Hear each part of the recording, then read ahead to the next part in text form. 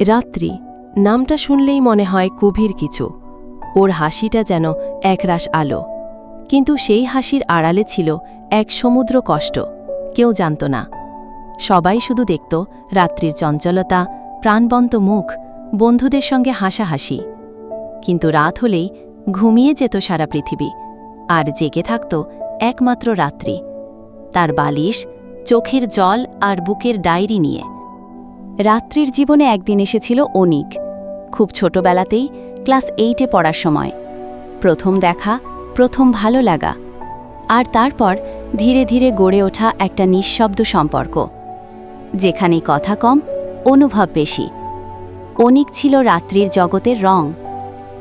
তার পাশে থাকলে রাত্রি নিজেকে পৃথিবীর সবচেয়ে ভাগ্যবান মেয়ে মনে করত। কিন্তু সব প্রেম তো সহজ হয় না।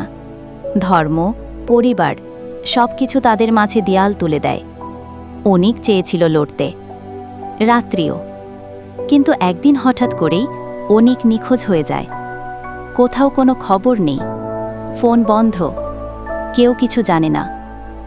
সেই থেকে রাত্রি লিখতে শুরু করল তার ডায়েরিতে। প্রথম পাতায় ছিল একটাই লাইন, তুমি তো বলেছিলে সব কিছুর বিরুদ্ধে লড়ব, তবে হেরে গেলে কেন? দিনের পর দিন কেটে যায়। রাত্রি বড় হয়, কাজ করে, গল্প করে, গল্প করে। আশেপাশের সবাই ভাবে সে খুব সুখী। কেউ জানে না প্রতিদিন রাতে সে একা বসে তার ডায়েরির পাতায় কথা বলে অনিকের সঙ্গে। কোনো পাতায় আছে অভিমান, কোনো পাতায় স্মৃতি, কোনো পাতায় কেবল চোখের জল। একদিন হঠাৎ অসুস্থ হয়ে পড়ে রাত্রি। হাসপাতালে ভর্তি করতে হয়। ডাক্তার বলে অনেক দেরি হয়ে গেছে। বুকের নিচে জমে থাকা কথা আর কষ্ট হয়তো আর সামলাতে পারেনি সে।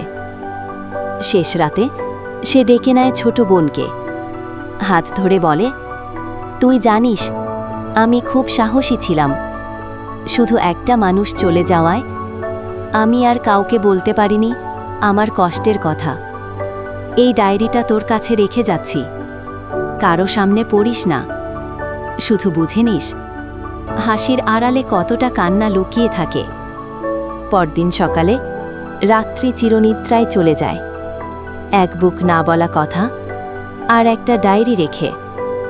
শেষ কথা, প্রত্যেক মানুষের বুকে থাকে একটা ডায়েরি, যেখানে লেখা থাকে তার সবচেয়ে ব্যক্তিগত যন্ত্রণা আর ভালোবাসা। কিছু ডায়েরি সবাই পড়ে, কিছু শুধু হৃদয়ের গভীরে রয়ে যায় চিরকাল।